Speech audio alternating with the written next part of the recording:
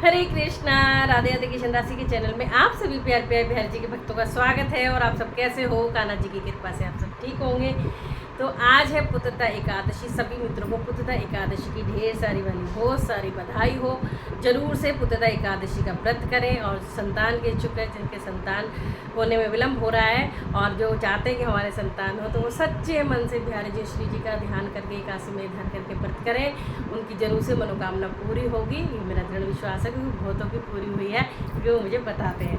तो चलिए जी, वीडियो शुरू करते हैं, कथा शुरू करते हैं। पसंद आए तो लाइक शेयर एंड कमेंट जरूर से करना। और जो मेरे चैनल पर नए हैं प्लीज़ सब्सक्राइब कर लेना, ठीक है जी।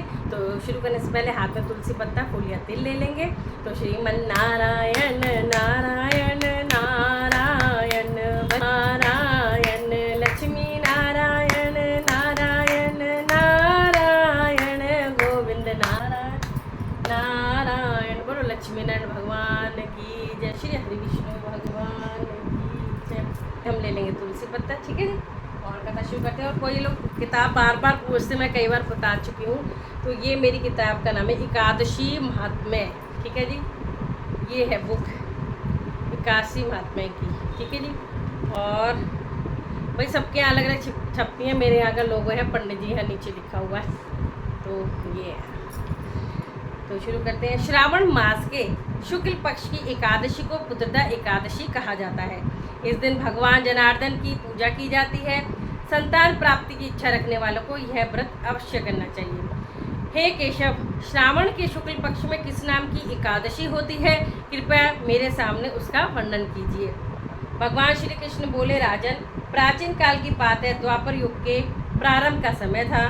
महिष्मतीपुर में राजा महिजीत अपने राज्य का पालन पोषण करते थे, किंतु उनके कोई पुत्र नहीं था, इसलिए वह राज्य उन्हें सुखदायी प्रतीत नहीं होता था। एक दिन राजा ने अपनी प्रजा को संबोधित करते हुए इस प्रकार कहा, प्रजाजनों, इस जन्म में मुझसे कोई पाप नहीं हुआ है। मैंने अपने खजाने में अन्याय से कमाया हुआ धन नहीं जमा किया है। ब्राह्मणों और देवताओं का धन भी मैंने कभी नहीं लिया है। प्रजा का पुत्रवत पालन किया है। धर्म से पृथ्वी पर अधिकार जमाया तथा दुष्टों को दंड दिया है। शिष्ट पुरुषों का सदा सम्मान किया है और किसी को द्वेष का पात्र नहीं समझा। फिर क्या कारण है जो मेरे घर में आज तक पुत्र उत्पन्न नहीं हुआ है? आप लोग इसका विचार करें। राजा महिजीत की इस बात को जानने के लिए मंत्रीगण आदि वन को गए।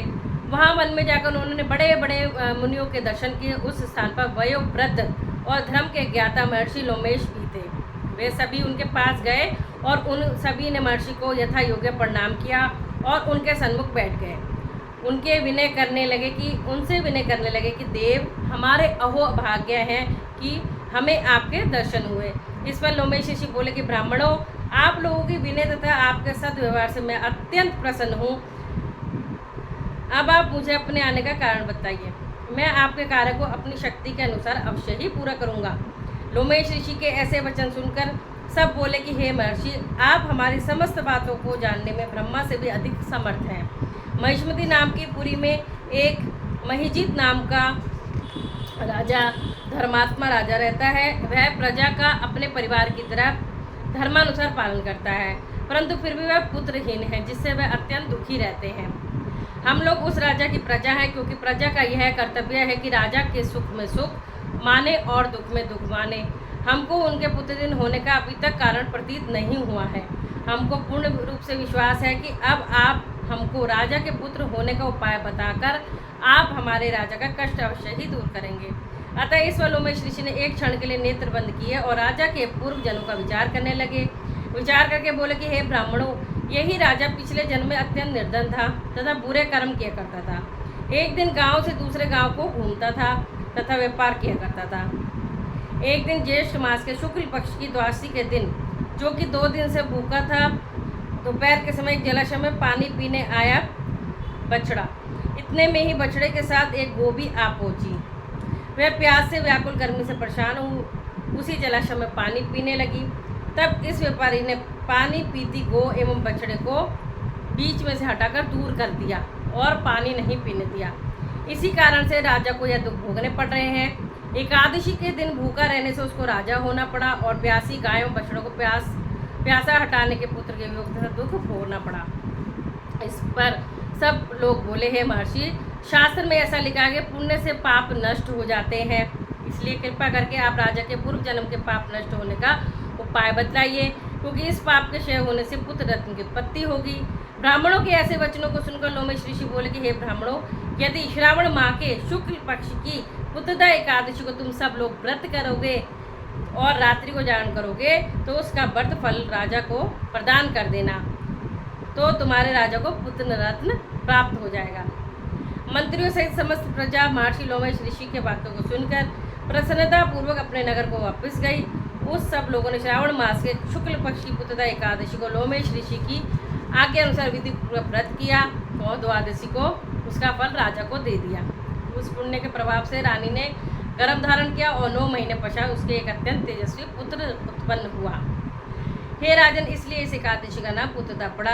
जो मनुष्य पुत्र रत्न को प्राप्त करना चाहते हैं उन्हें इस एकादशी का विधि पूर्वक व्रत करना चाहिए। इस व्रत के प्रभाव से इस लोक में सुख और परलोक में स्वर्ग मिलता है। बोलो श्री हरि विष्णु भगवान की जय। श्रीमन नारायण नारायण नारायण।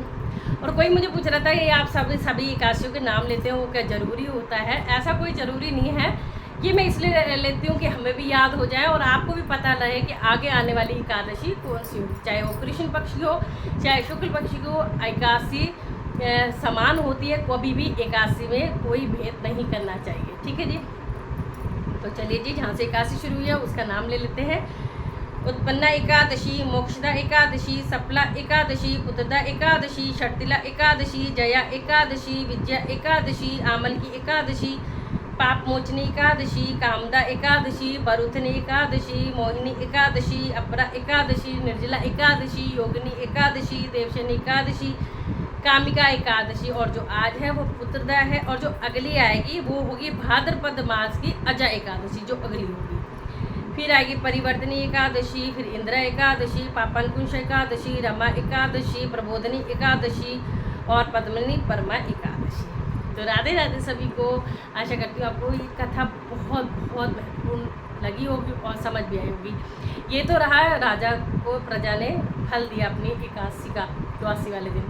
ऐसे ही मैंने अपने पिताजी के लिए किया था। अभी उनका 1 साल हुए उनके निधन को, तो मैंने भी जब एकादशी का व्रत किया था उसका फल मैंने अपने पिताजी को दिया था। तो आप भी अपने बड़े बूढ़ों को या फिर जो भी दुनिया में नहीं है, आप उनको अपना जो व्रत करके नियम से फल दे सकते हैं ताकि उनका आशीर्वाद हमें मिल सके। राधे राधे सभी को। अगर अच्छी लगी हो कथा शेयर भी करना और ज़रूर से व्रत करना।